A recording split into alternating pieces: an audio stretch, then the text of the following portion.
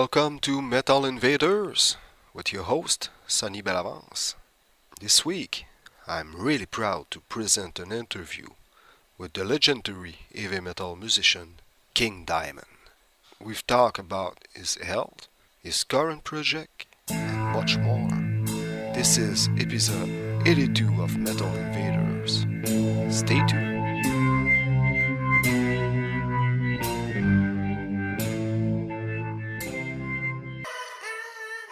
I'm so glad to receive my idol today, King Diamond. King Diamond, how are you doing, sir? Doing pretty well. Yeah, excellent. Being very busy. Yeah, There's lots of stuff to do these days, but it's good busy. yeah, it's great. It's great to have you back here. King, you have been through a huge operation, triple bypass surgery. Would you like to talk about your recovery from this face-to-face with death? Yeah, it's been a long, hard road, of course. It's been when it strikes you, it's what can I say? It's a surprise because you don't think about those kind of things in normal life. I didn't have any indications really, Hmm. and found out from the doctors and surgeons and all that it was hereditary in my situation as well. I could never have had such bad blood figures, as you say, the cholesterol levels and this and that, even if I tried.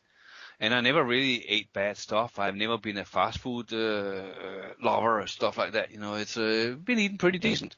But there's a lot of stuff that you don't know about what you are eating and food until you start working with nutritionists that actually can tell you this is good and this is bad, and when it's kind of like you don't really take care of your knees or whatever until a knee starts hurting. It's just the way we are. It's not like you're 12 years old and you start thinking about bending correctly in your knees because your back might hurt later on or what. It just doesn't happen. You're not like that. Yeah. When it starts hurting, then you start wondering what the hell is that, and well, what can I do to maybe not make it worse, So Yeah. and with me, I had no indications right before it happened. There was nothing. And then when you're faced with it and you hear that, well, you could not know. It would have been very difficult to know. But of course, there are certain things you do that is not good, and that is the smoking. And there's things that you are probably eating that you're not aware of. You think seafood is good for you, but if you eat shrimp, that's the bringer of cholesterol, if there ever was one. And things you don't know, which you cannot know unless you go and almost educate yourself as a nutritionist, But there's the stopping smoking completely, I haven't had a drag for since it happened. It's not going to happen again. I don't have any urges either. Livia stopped too, so there's nothing there. I didn't know that I could just stop like that. I always liked the taste of smoking, but there's no room for it now, so it's been cut out. Bye bye. That's just the way it is, and that's and I have no urges, so it's not like I'm gonna in 2 years or a year he can't do it any longer. It's been over 2 years now, and I have no urges, so it's not a thing that's gonna come back. And there's a lot of positives actually that comes with that too. It's not like I'm now I'm anti this and that. I'm not anti-smoking. I liked it for a long time. I know that it's bad for you. I mean, I think everybody knows that. Yeah, of And course. that was one of the things that was just okay. That's practically the only vice I have. I drink a lot of coffee. I used to. Now I drink less. But again, there are things that are positive in that. Whenever I get that half cup morning, half cup afternoon, or half cup in the evening, because it can affect your blood pressure. I don't take any medication for blood pressure, but still, it's a thing that you should be aware of. So I'm much more aware of things, and then the workout part of walking 1.3 mile at least and 5 days a week. It's the right amount for the heart, which is what I have to think most about. And they say if you overdo it, if you do too much, it's bad for the heart. A lot of athletes that are doing all kinds of stuff, it's not that great for the heart actually, No. from what I hear, because you are wearing your heart muscle down before it's necessary. But again, it's hey, it is what it is, you know. But I'm now doing the optimum for the heart, you know. I'm walking exactly what is the perfect amount. I come in, it's power walks, I'm sweated down, and it's just. But having also gone through all the tests that was related to trying to get back to playing music again, you know, there was a long road, and step by step finding out. Experiencing how a body heals is Yeah. amazing. I can tell you, it's really strange. The first part of it after the operation and those immediate, even the wake up and all this stuff. You'll hear more about that on the next album. Some of those moods, feelings, and stuff. It's some crazy shit. And what I went through, I mean, it was almost like. Yeah, I don't know what I saw. I don't know what I saw, and what was real and what wasn't real. And I know certain things I did that I felt like I was choking to death, you know. And Livia, actually, you know, you should read a specific what was that called? That recent interview I did, because it has a With Metal Socks.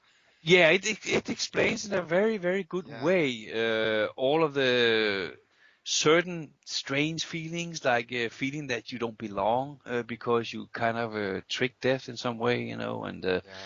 that you're not sure. I wasn't sure whether I was actually in limbo or not, you know. Sometimes, and for a while, I had to have confirmation from Livia that I was actually here. Because I had these things of taking a walk. It's like, can you feel when I touch your shoulder here? Can you see me? Because I could just as well not have been there.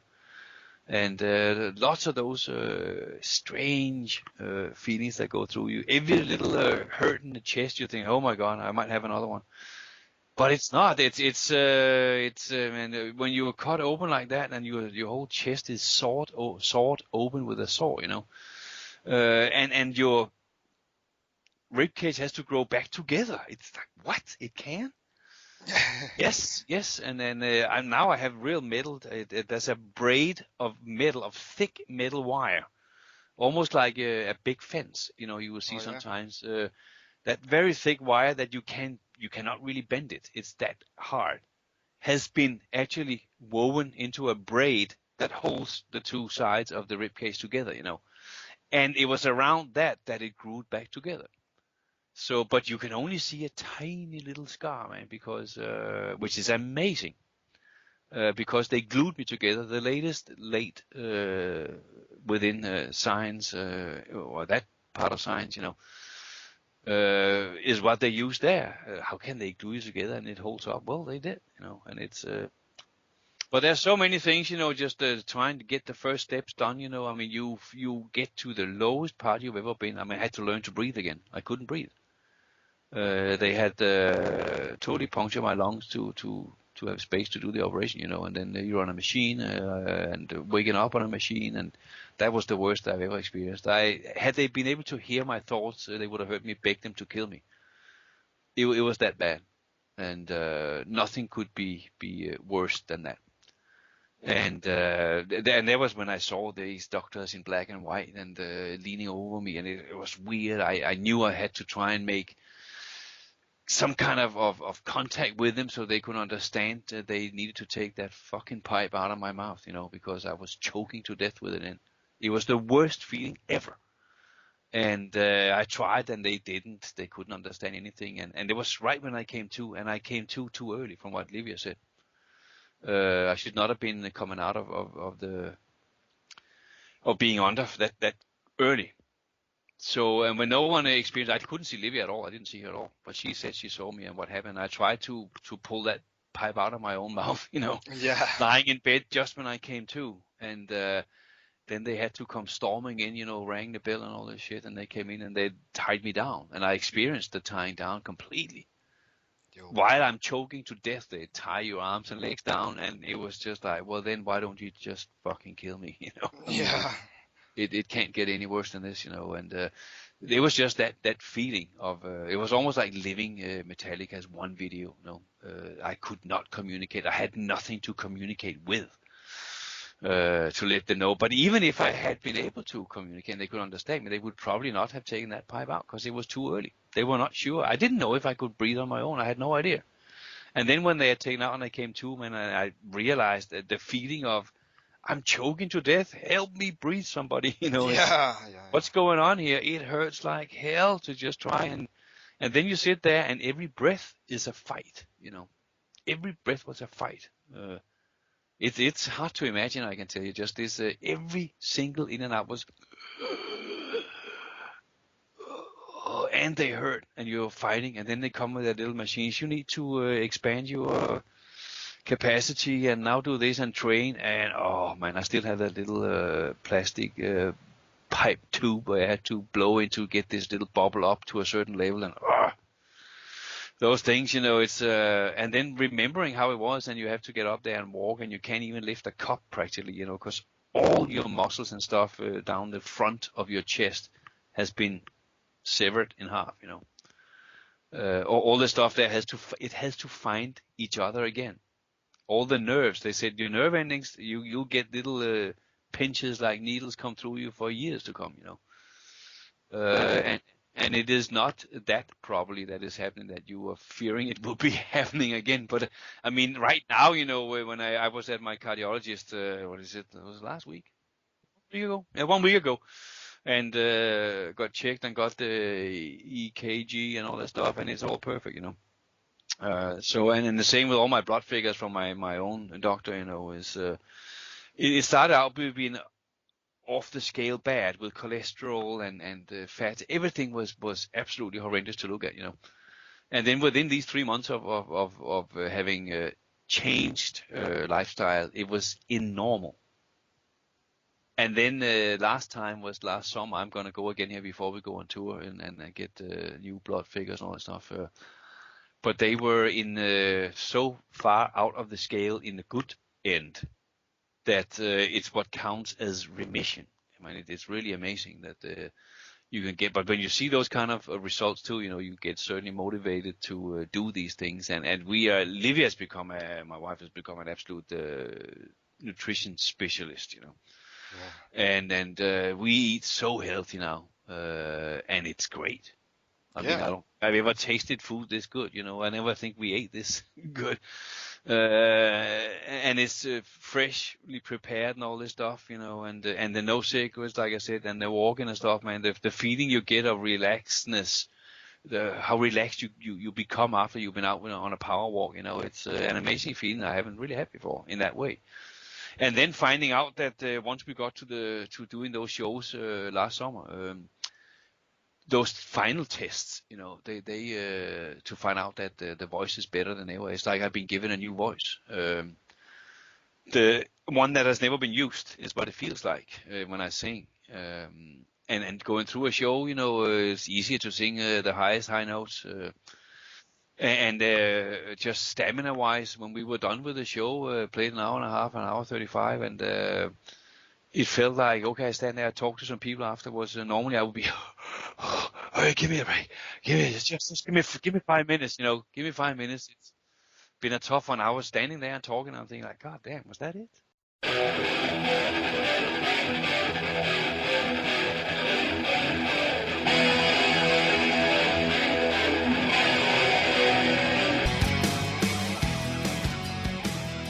Let's see if I can find some comedy on TV. It's the Jay Leno Show! No, not again. Let me try online. Let's see. Comedy. Isn't airline food crappy? And dogs are good. Guys run Hollywood. If women ran Hollywood, the romantic comedies would be a Oh, lot more. no. Alexander Graham Bell. What the hell is on his answering machine? No. There's gotta be some good free comedy on the internet. But where? If you're looking for comedy that's not made for the masses, listen to The Devil's Mischief on RadioFreeSatan.com. No predictable hack comedians, no shock jocks, but every week a unique hour of carnal comedy clips and Netherworld novelty numbers. To learn more about the show, visit Devil'sMischief.com. The Devil's Mischief, comedy that's not made for the status quo. I am back on the phone via Skype with King Diamond. King, do you feel like you have been through a rebirth of a kind? Very much on so many levels, and also other things, your the smelling senses, your taste sensation is enhanced by 10. I mean, it's amazing what it does not to smoke. There's a lot of benefits apart from just health, that comes with it. That is interesting to experience. And then, like I said, the voice, to have this new control over the voice, the ease that I have in reaching all these notes.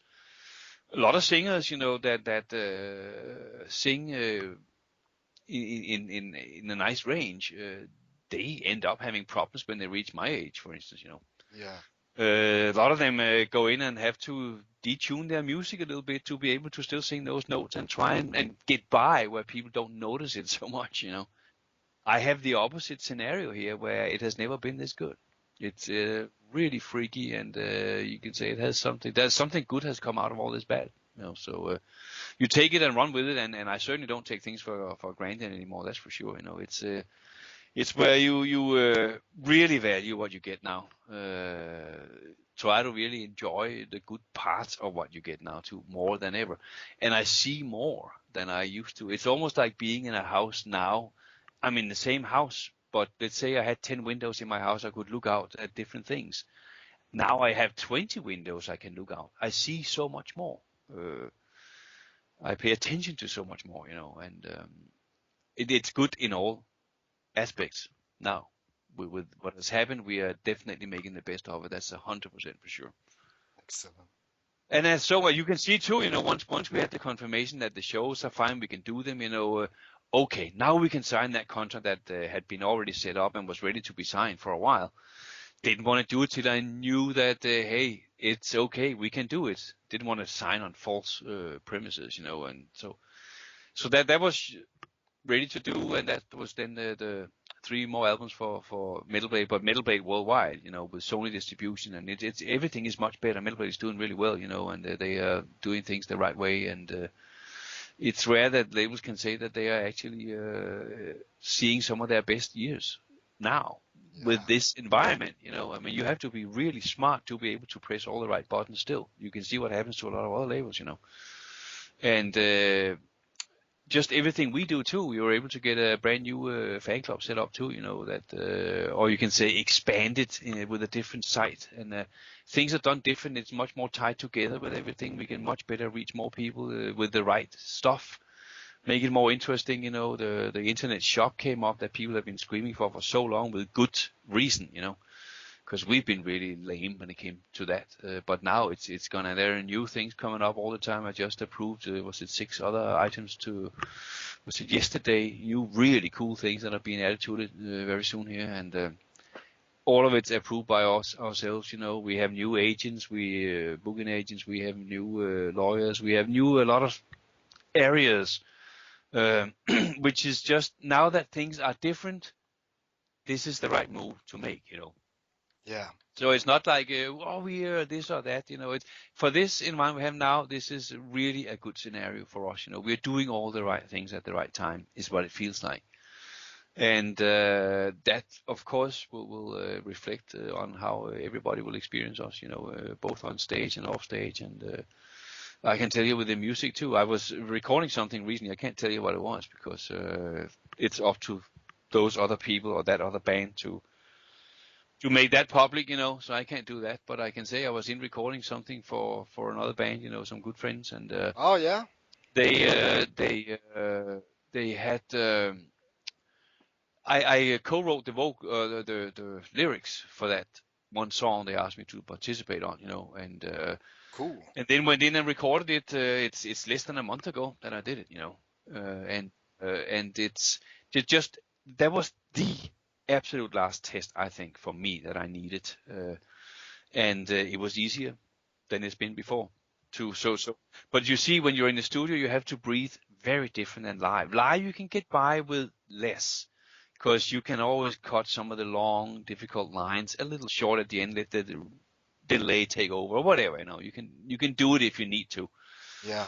In the studio, everything has to be right on precise, singing the lead double, all the backings, all the this and that, the high, the low, the sideways, whatever the hell, and it all was easier. So that works too perfect. That was a great thing, and there's something in relation to all that we are also going to do now. We are working on it as we speak too. I just had a long meeting before here, 3 hours with Ola and Andy. It's about festivals, all kinds of stuff, and also other things that we are doing at the moment. But part of that has to do with start writing in not too long for the next album. But it's the overall writing process that we are going to do in the future that is also different than anything we've done before, for the better for everybody. I can't wait, I can tell you. It's a new thing where we will both, Andy and I, will have the same Pro Tools system, identical to work on. So we can actually exchange files, we can sit and mix certain things and say, hey, check this out, I just discovered this the other day, I did this and that, and I can send files. He can put it up on his own system.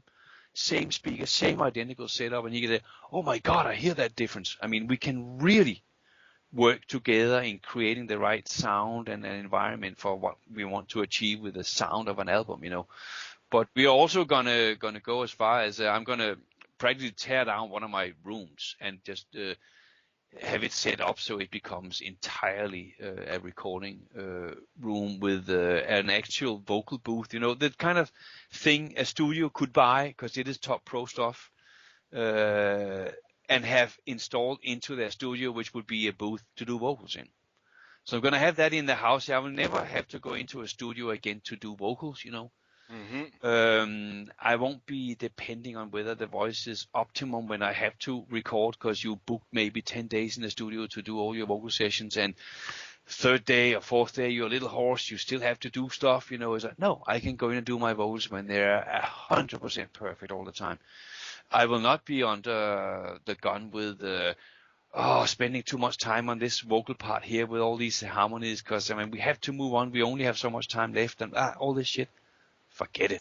I can go in and I can do vocal harmonies consisting of 40 vocals if I want and mix them down to this and that.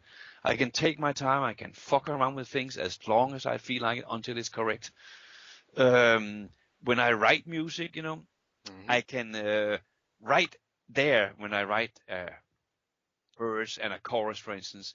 I can go into the vocal booth right next to where I just recorded the guitar, turn it on, test out vocals to see if it's a good area that verse is in, and I can sing just test vocals over it. Oh man, this is awesome.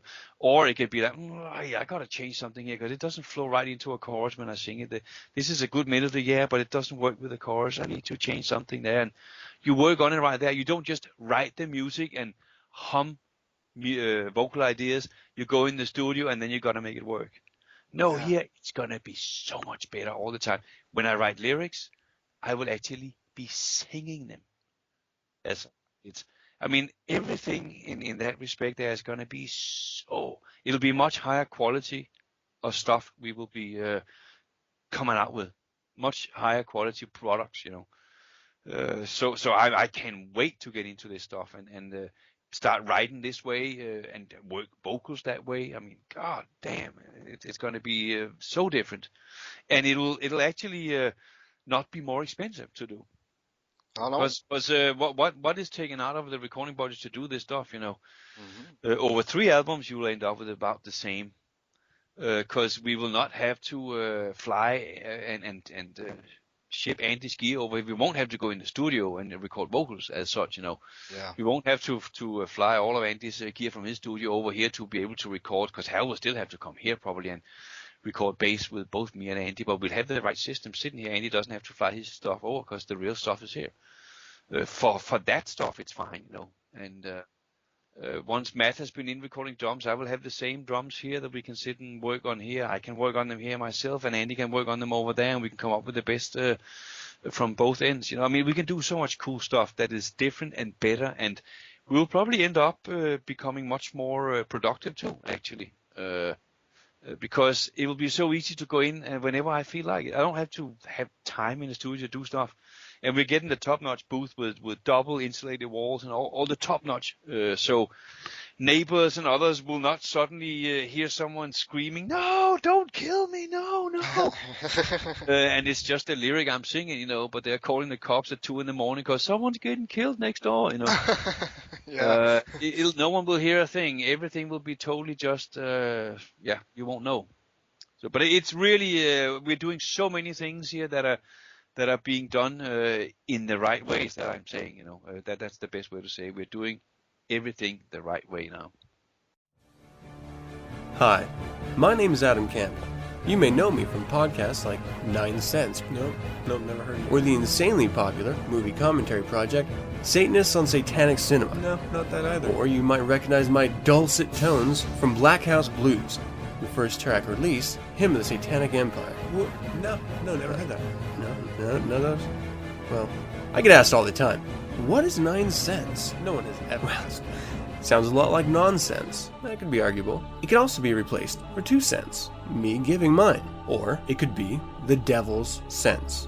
Well, I like to think of it as a satanic perspective of our modern world. And I would like, if I may, to take you on a strange journey every week on RadioFreeSatan.com. Hail Satan! Fainted again, going insane.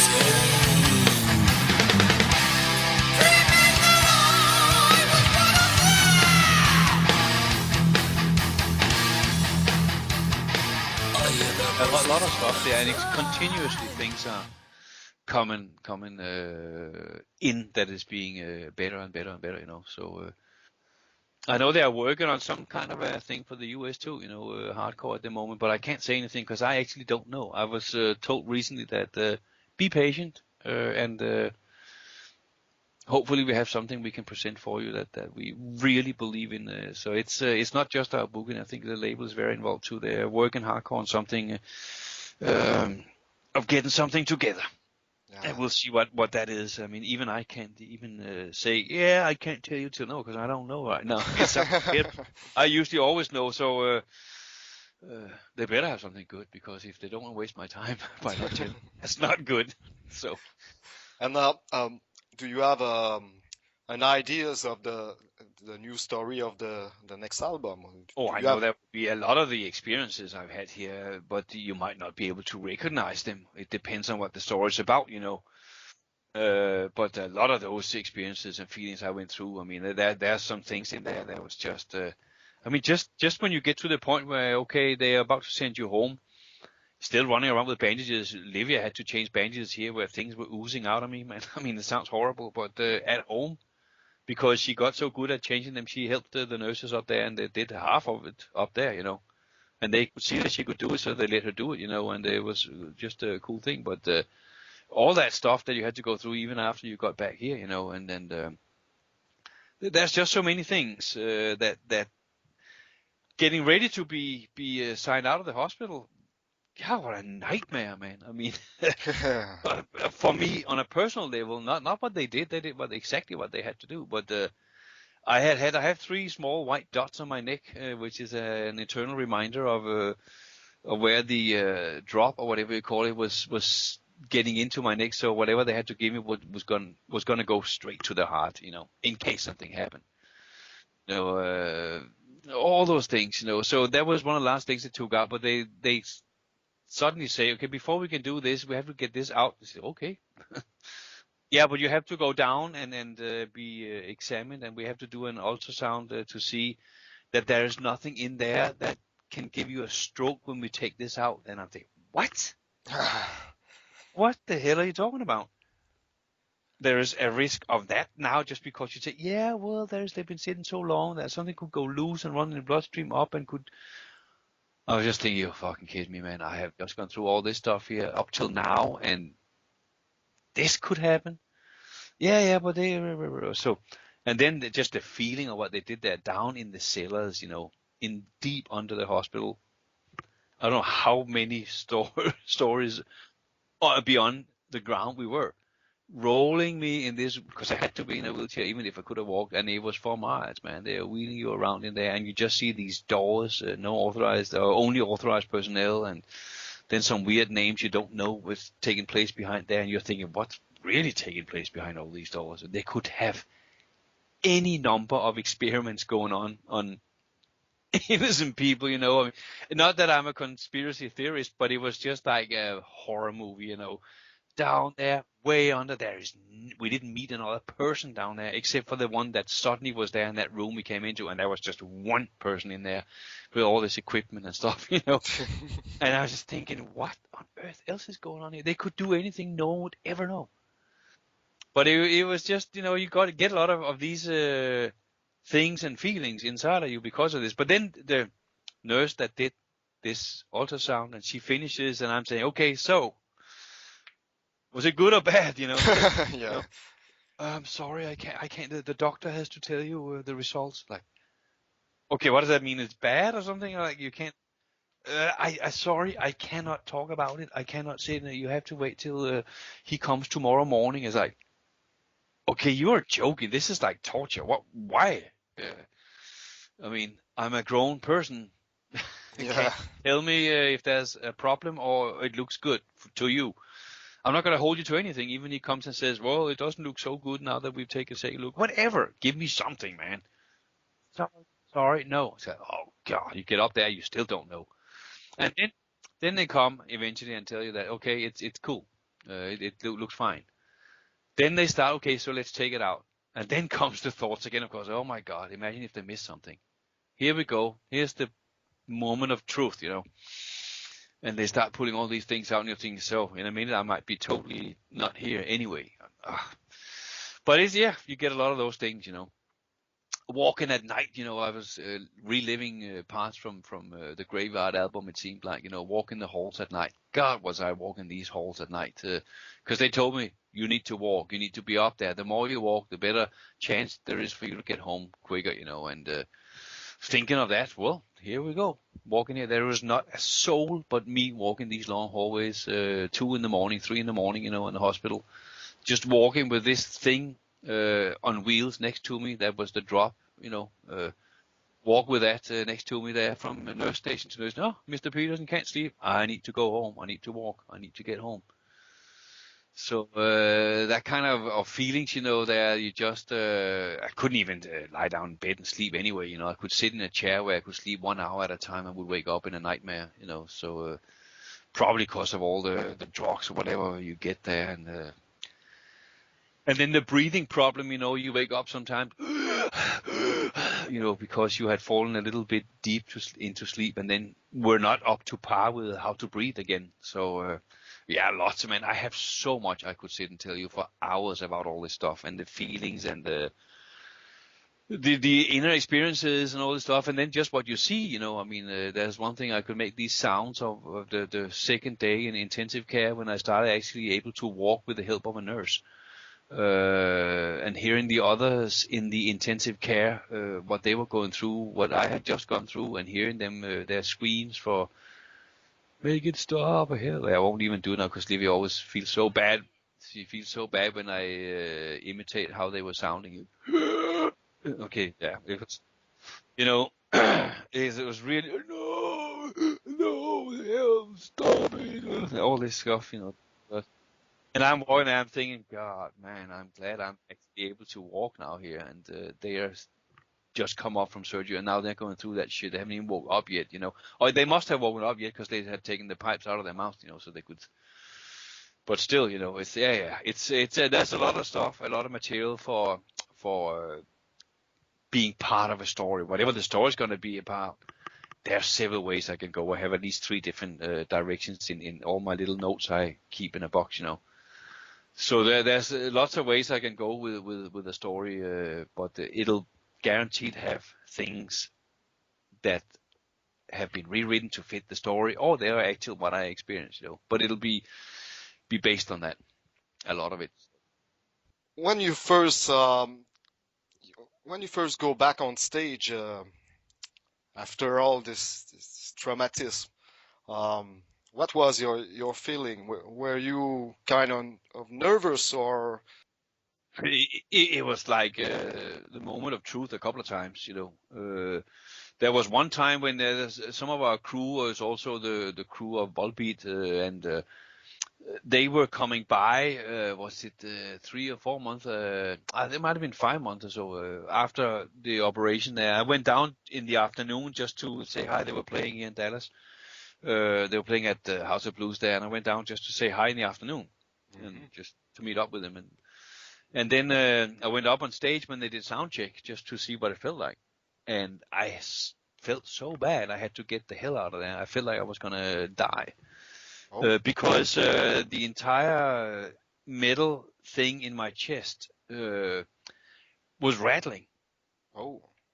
The bone, the rib cage had not grown properly together at that time.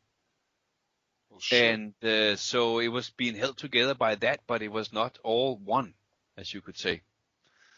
Right now, it's a strange thing, you know. I can touch my skin, and there's a couple of those braidings that I can actually feel through the skin, extremely clear. Oh yeah.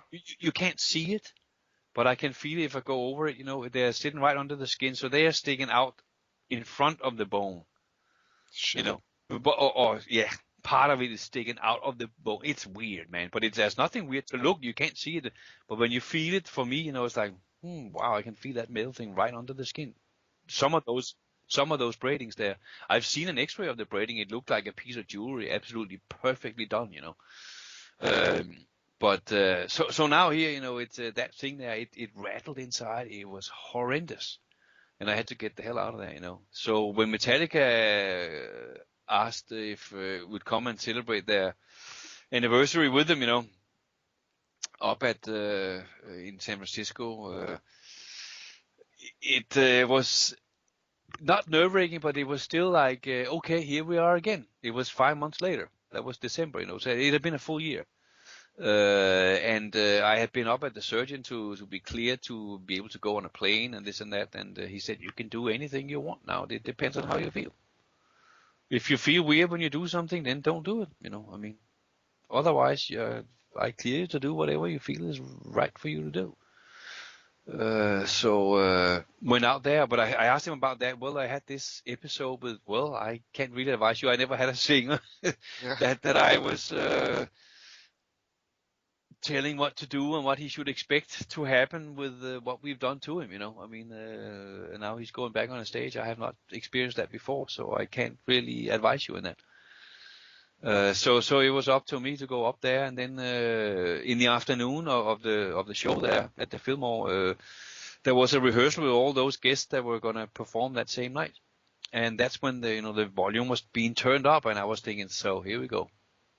It's either I go up and I try also to sing, which I had not done, and see how that is, because that has to do with my breathing capacity and all this stuff. You know, I didn't know, because I was very aware, and I am now still. I breathe totally different than I did before that thing there. So that's just the way it is.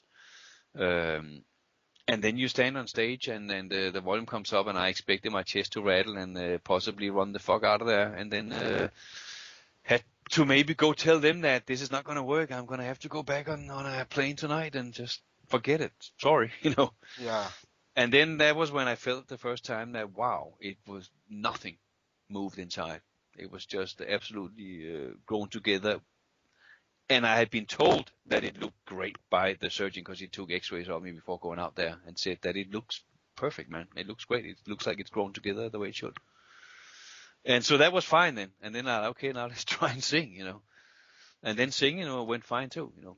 But it was very inexperienced, you can say. I had not sung for so long, and then I got another chance to sing, and that's where I really could test myself in a different way, you know, because it was a benefit here in Dallas. There was 3 months or 2 months later that for some kind of benefit for children's that had a certain disease. I think it was cancer, you know. But it was a studio owner here that also had kind of battle of the bands there, and other people could come, and lottery win guitars that I had signed, and the other people had signed in Dallas here. Matt was attending too, because he lives close by. He could do it. And then 3 other guys, great super musicians here from the area, cool. That I know very well too, you know.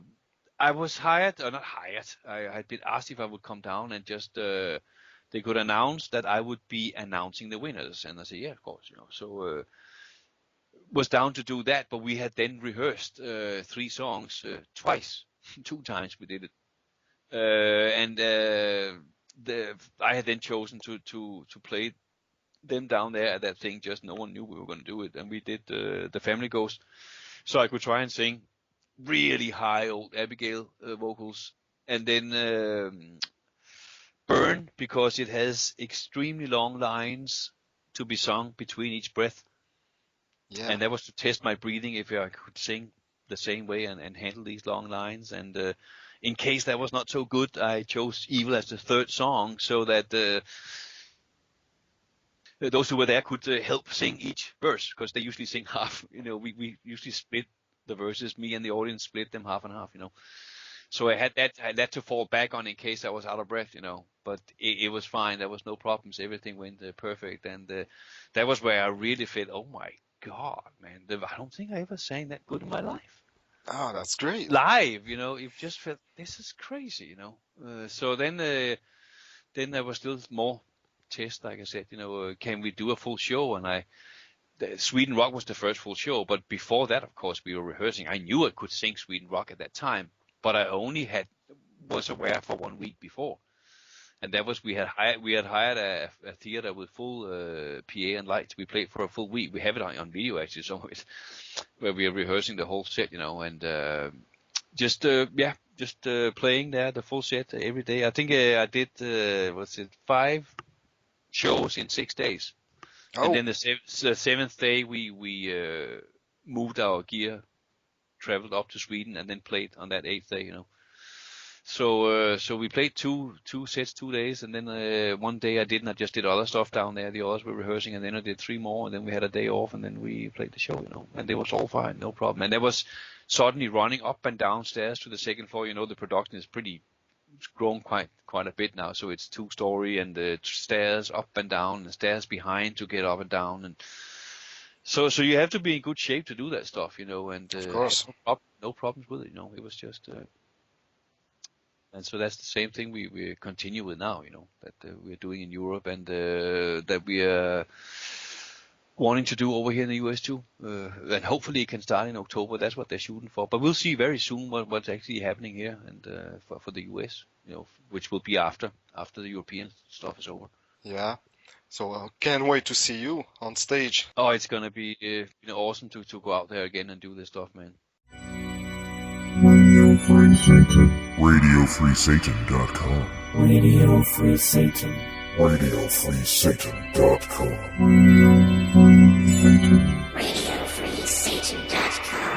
RadioFreeSatan.com. RadioFreeSatan.com. All the variety with none of the mediocrity.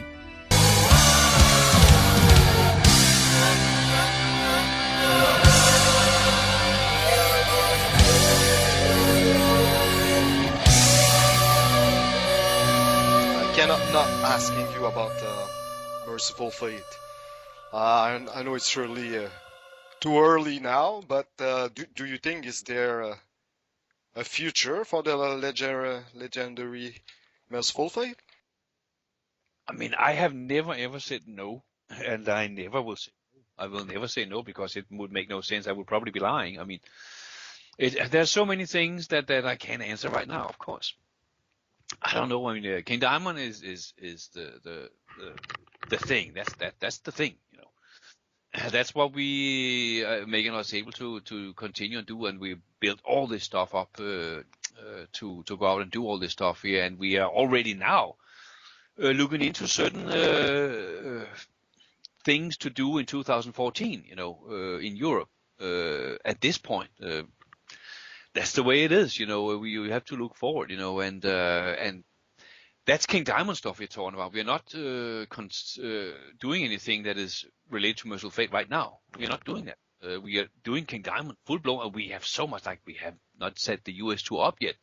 We're going to start writing soon. That'll be a King Diamond album. I mean, there's no thing planned for Mercy right now. I don't even know who's in Mercy right now.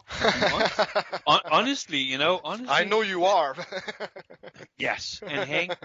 Otherwise, I don't consider a Merciful Fate. we have had other variations of Merciful Fate. It has not been necessary to have Timmy or Michael Denner in Merciful Fate to continue Merciful Fate. It has not been necessary.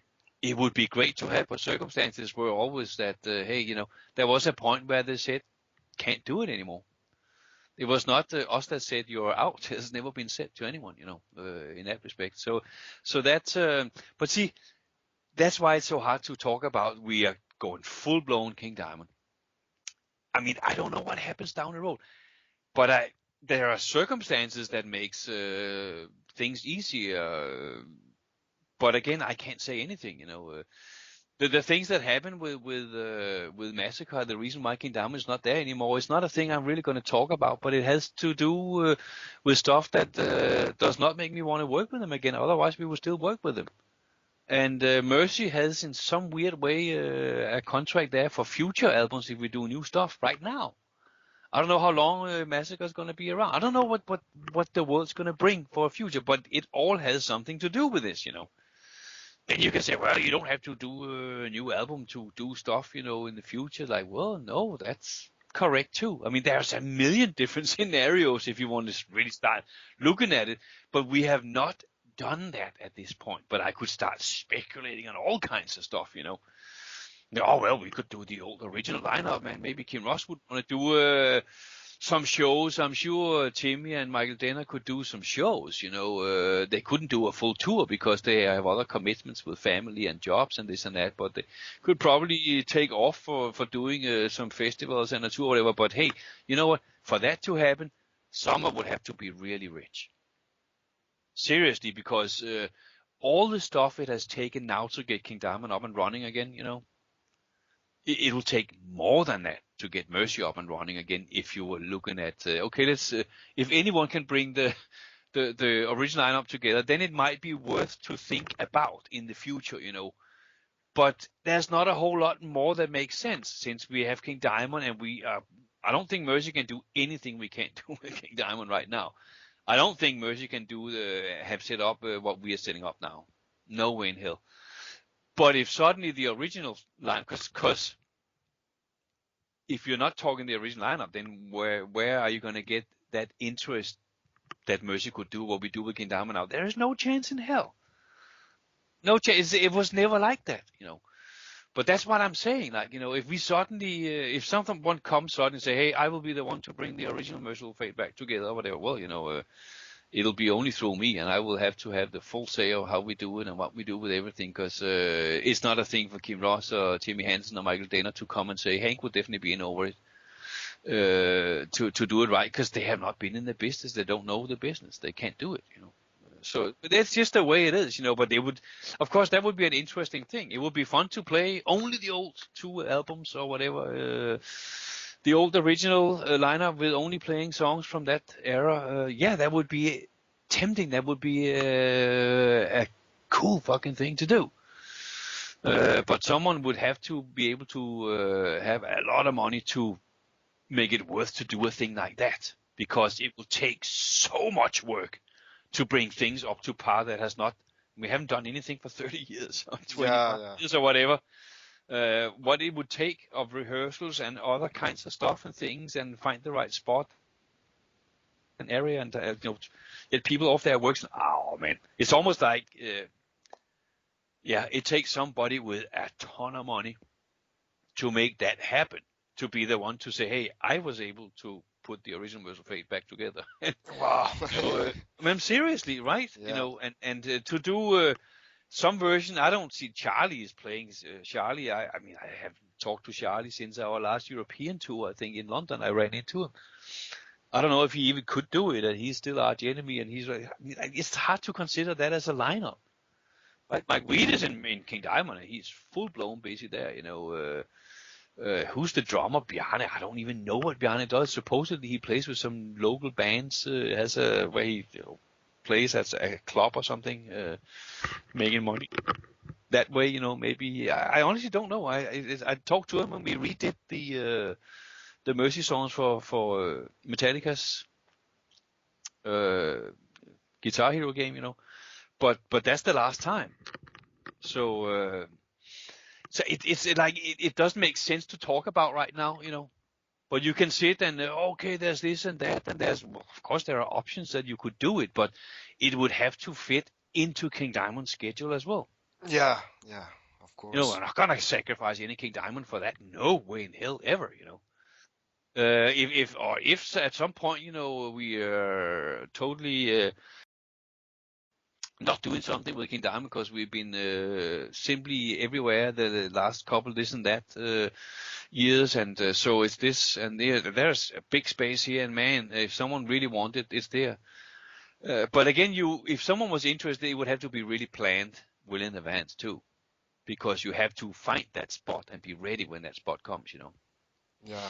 So you can say if someone's out there and they have millions of dollars, then they can be the one that could bring the original Merciful Fate back together. But I don't even know if people want to. But I haven't talked to anyone about that. I'm just saying that's the thing that would be interesting to do if you want to do something, right? I mean, to bring the other lineup together again. But that's the only lineup that the one with Charlie and whatever, or other people in it, Me and Hank and someone else, that could go out and do real big tours. The other thing would be where there would have to be so much money that they could get off work and do all kinds of stuff, the other guys, and everybody could be flown into a certain place and rehearsed. It costs a lot to bring up, and then you have to bring everything else up to par, just everything. I mean, believe me, I know what it takes now for just bringing King Diamond up to this here right now, and then pick something up that has not done anything for that long. So yeah, you need some commitment from someone to. So if there's anyone out there that has $1 billion, no, but you know what I'm saying. I mean, it's. I'm just joking around with it because there is nothing, and nothing is planned, nothing. But it would be totally idiotic to say there's never going to be something happening again. Who knows? I mean, who the hell knows? Things happen, and if suddenly the right scenario is there, it could also be some festivals that Mercy would appear on where there is that big money to do things with, and who knows? I mean, is there ever going to be some Merciful Fate again? It's possible. Yeah, it could be, yes. It could be. I would never say no chance, because that there's absolutely a chance. Of course, there's a chance. But always King Diamond first, and we always that's what we're doing, But I will continue to buy my lotto tickets, so I might be the one who bring back Merciful Fate together. Right. Yeah. It's just it's expensive, because there are a lot of expenses related to it, if you're talking about doing that original, which is the thing that makes sense if you want to do it. I think, that would be the interesting thing to do, to see if those old original farts can still kick some serious ass on stage. I know they can, but there might be people like, oh, that would be strange to see, or weird to see, or it would be great to see, maybe, I can guarantee you it would look right too. Yeah. But that's a whole different thing, It's not a thing that's going to happen. Yeah, anyway, it's another. It's not around the corner or anything like that, but it's not been discussed. I have not talked to. I hope that maybe I see Kim Ross. I hope he gets the chance to come and see us to play with King Diamond when we headline Copenhagen, and at Copenhagen on June 14th here. I hope he gets the chance to come check it out. Hello, this is Angela Rock of the band King Diamond, and you're listening to Metal Invaders on Radio Free Satan. Is there any other gig or big festival you are booked into? It's all in Europe, eh? Right now. Yeah, Europe. Right now we are booked for what is it? Is it eight festivals, and they're still booking a few more shows. Some of them are our own, because there is a break at some point where we're taking a stop after we play in Grass Pop in Belgium. That's the one where Maiden is headlining that festival, But we also play there the same day. We actually play after them because they requested to play earlier. Okay. So when they headline the big stage, then after they're done, the festival is not done actually. We will be playing in a tent. It sounds weird, but it's an 18,000 capacity tent. Wow. So it's not as such. It's not what it's wrong. It's called Marquee One. It's really not a tent in that respect, but I guess it is. But it's not. But so it's a big place. It's a 15 to 18,000 capacity, I think, in there. That's where I guess people will go and see us play afterwards, because why would they go home after? I think they might finish at, but don't hold me to it. They might finish at 11, or we will be able to start at 11 and play till we're done, at night. So, but at first we had said no to play there because we were supposed to play before them at the same stage. They would then play after us, because often they have more stages, so you can switch between stages and not have too much changeover time, But it didn't work because they could only offer us, the promoters could only offer us an hour there, and that would not be right for anybody, for us to not play the full show. So to go up with that production and just play an hour, it doesn't make sense. It's just not right, and have to excuse to people that if you go see it there, it's not the full thing, and sorry, and either we do the whole thing or we don't, And so that's how we are this time around. And then suddenly things changed, and we were able to do it. So we're doing it. It's great. So I can imagine the huge Baphomet backstage. Will it be your next scene? Is the Baphomet will stay for the? Yeah. We were only playing with that full production we played on Sweden Rock with and Hellfest. I mean, it's the same production that we do now. I mean, both for Europe, the whole thing. The Bloodstock, where Alice Cooper headlined last year, and gonna have Anthrax and Slayer on the 2 other days. We're headlining where they actually expanded the stage there for us, so we can fit our stuff on the stage. I mean, they have been super cool there. There's a couple of other places where they've done that. Rock Hard has gone out of their way to try and find ways for us to fit the whole thing on their stage. It's like say what? And it looks fantastic. I really love it. It's and it's different when you are there, than you can see on pictures and stuff, because once you're there, you really see that 3D effect it has. It's built up in a certain way, so it gets a deep 3D effect, Wow. Because, I mean, it's not just one backdrop. There are 3 backdrops. 2 of them come out on the side towards the audience a bit, but at an angle. So it gives almost like you looking into the, it's the end of a building inside, It's so you get several, when the fences there in the beginning, a brand new fence is being constructed now too, that will hold up better than the old one. It'll look better too, and it'll be bigger, so you can. The other one was the old one from the last tour. Now it's a brand new one they're making now for this new thing we're doing. So there are several things that have been upgraded and done to things. We are adding a couple of songs to the set list, and so there's things that not that we need to change anything. It worked great what we did, and some people actually came and said, "Why didn't you play longer?" Well, we played an hour and 30, an hour and 35, and so no, you didn't. We did. It's timed. It was timed in rehearsals.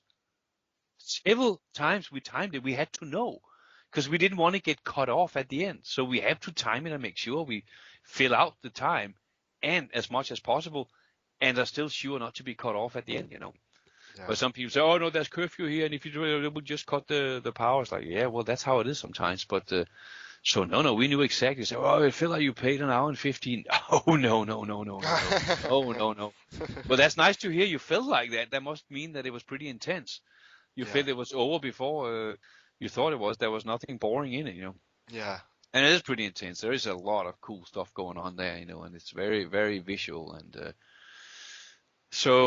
but that's the same. We just adding a couple of things, We want to add something. Shouldn't say too much, but we want to add something one thing that'll bring Jody more into it, and then another thing that I still have to come up with the way it's going to look on stage. We want to play one more song from the new album, try at least to get one more in. Because we haven't really, it's not really touring a certain album or anything like that, It's just that we selected a bunch of songs to have a great concept to present ourselves, and we'll make it interesting for everybody. And we try to get around as many albums as possible, and we almost got around all of them. But there's so little missing there. But we are adding some to that part. There is one album that will be featured that wasn't featured last time. one of those new songs we're gonna bring into it, and then it also is a special set, with of course there's only 2 places we played. It's not like we already did that tour. No, we never toured 2 shows. No one practiced. Well, there was a lot of people that saw it, but there was a lot of people that had no chance of seeing it at all. So now it'll go around at both indoor shows. I mean, Russia, Moscow, St. Petersburg is indoor shows. Warsaw, Poland is an indoor show. I think Bratislava too is an indoor show where we're playing these. I don't know if it's small arenas or big theaters, but it's gonna be the full production.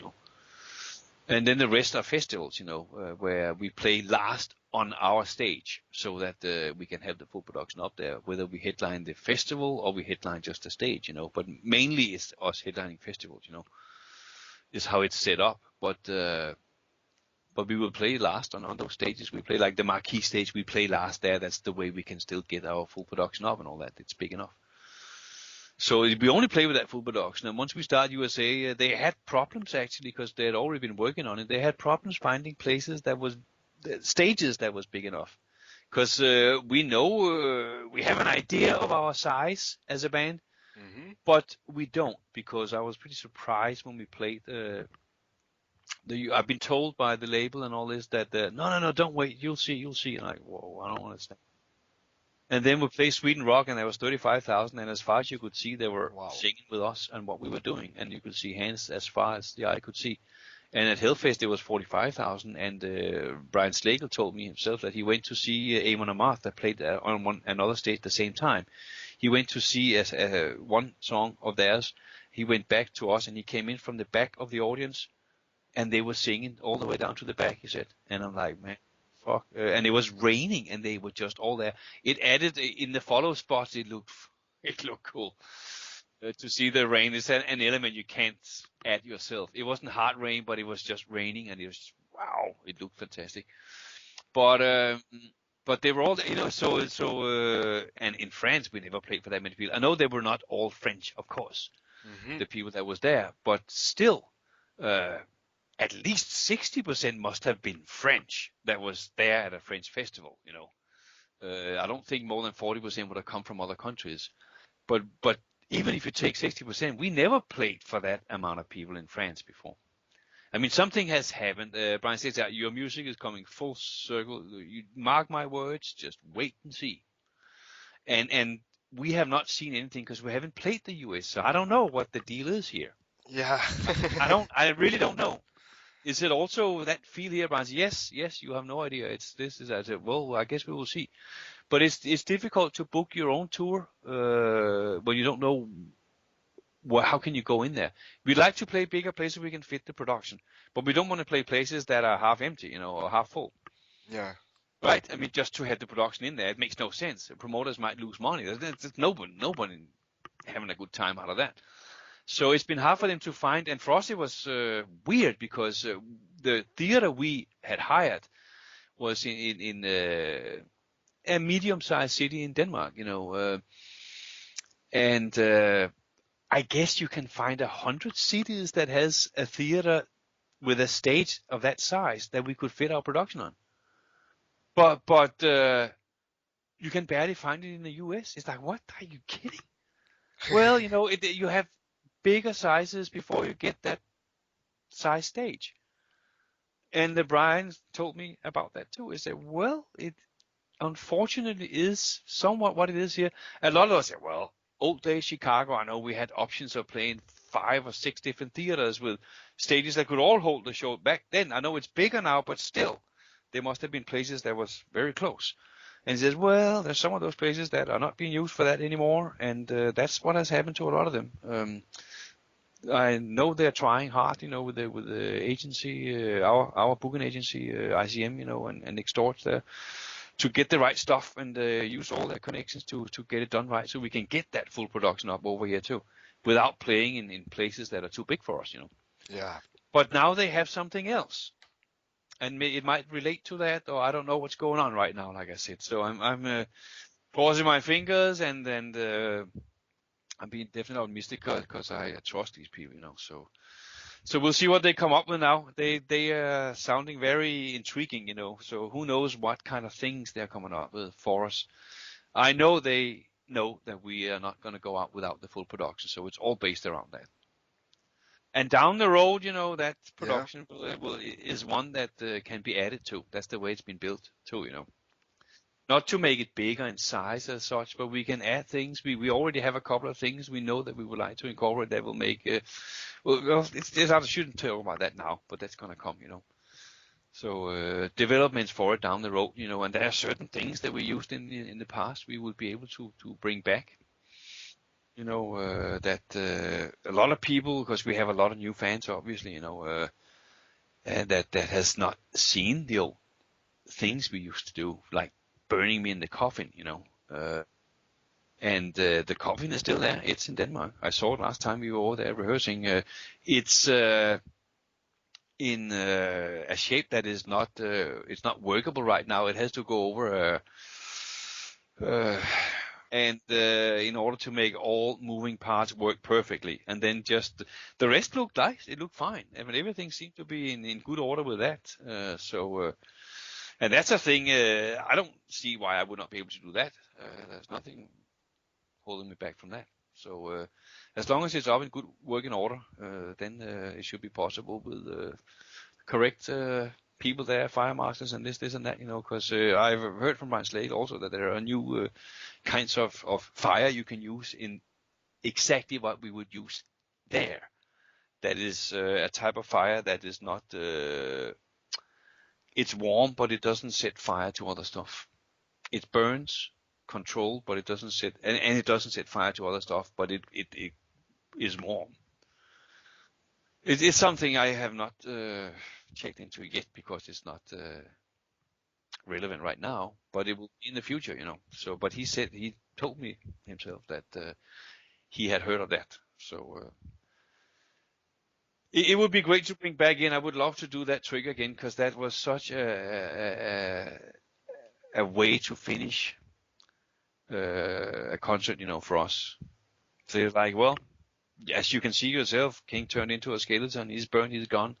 And there's no way you can see how I get out of that coffin and disappear. It's one of those. It was developed by a real magician, Franz Ferrari. He once made the space shuttle disappear on a runway. Yeah, that's great. I saw it on TV. Yeah. He's the guy that did that trick, and we bought it from him. Oh yeah.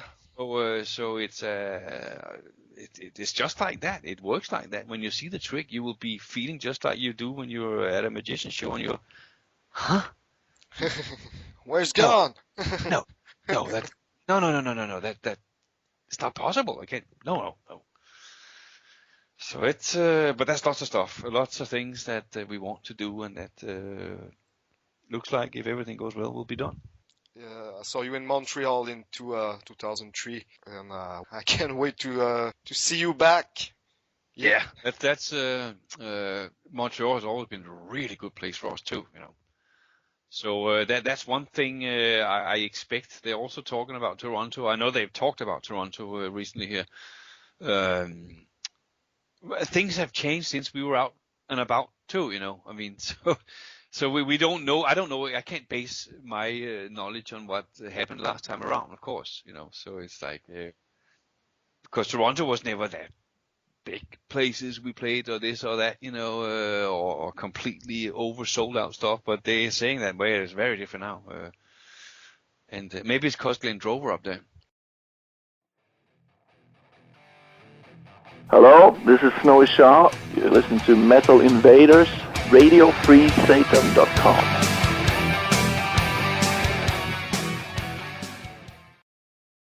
Would like to thank you very much for the interview.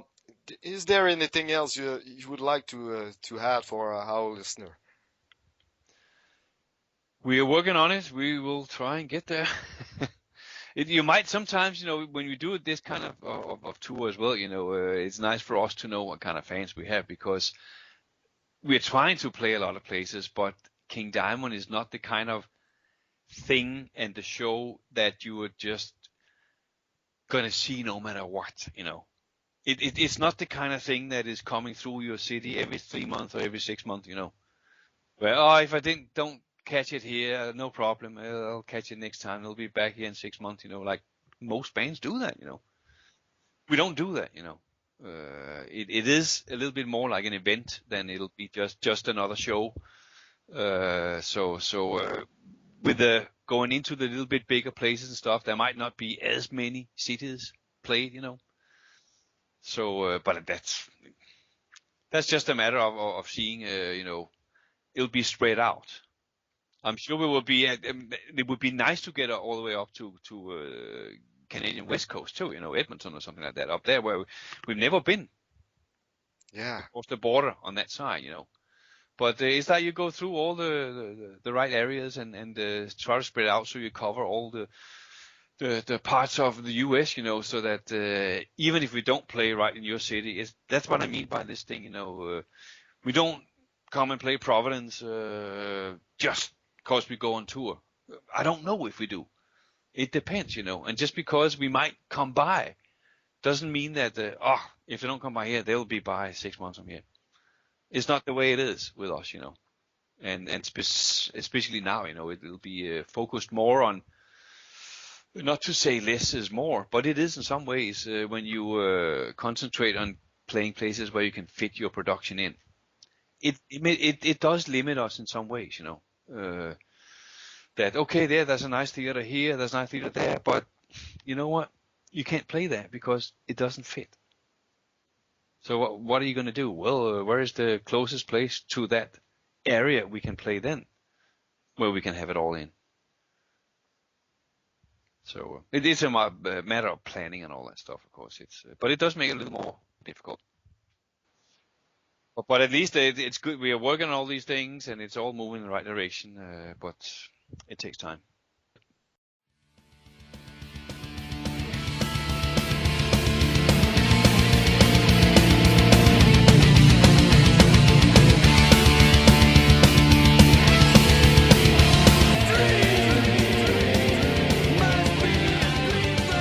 This concludes this special episode of Metal Invaders with your host, Sonny Bellavance.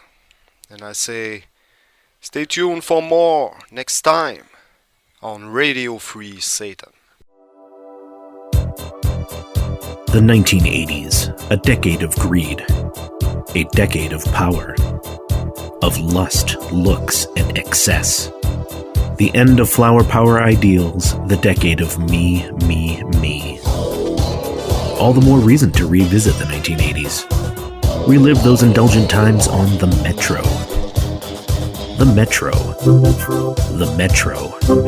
The Metro. Tune in to the Metro, Radio Free Satan's very own celebration of the 1980s through music. Every week, a unique hour of new wave, post-punk, and other retro music from the decade of decadence. With your host, DJ J Nothing. The Metro. The Metro. The Metro. The Metro. Only on RadioFreeSatan.com.